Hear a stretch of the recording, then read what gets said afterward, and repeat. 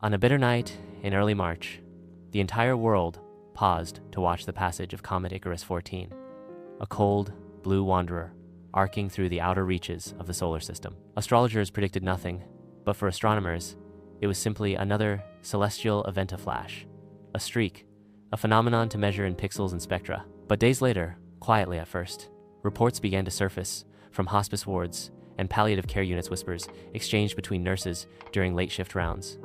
Then short, urgent messages over the hospital intercom. Patients described visions. Above their beds, across gray ceilings, or out distant windows, something shimmered in the backs of their eyes, floating, silver symbols, spiderwebbed in a trail, reaching to the night sky. The phenomenon wasn't isolated.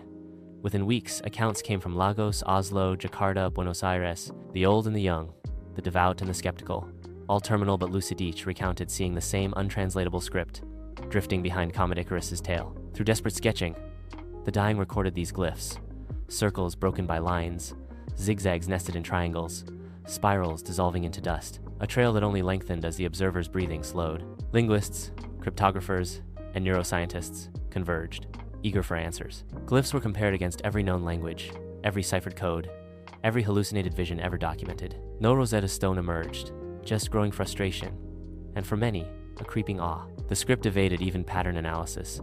Its very geometry seemed to shift ever so slightly in each person's memory. Religious leaders and philosophers joined the chorus, blessing the symbols or warning against them, some seeing a rush of converts, others declaring the vision an existential test. In cities, the semblance of a new cult quietly emerged, survivors of near-death experiences forming groups, trading compulsive reproductions of these symbols, hoping that proximity to mortality might grant them a glimpse. The public demanded to know, was the comet a messenger, a harbinger, or simply the catalyst for a shared psychic event? Meanwhile, those far from death-healthy and skeptical saw only the ordinary, a pale arc across the sky that left nothing special in its wake. Years passed. Icarus 14 vanished beyond Neptune, but its riddle remained. Some called it a message of comfort, others a cosmic prank. Still, every so often, in the final hours of a fading life, a patient would reach for pen and paper, drawing the tale's secret language one more time, symbols still bright, forever unreadable, shining just beyond the horizon of human understanding.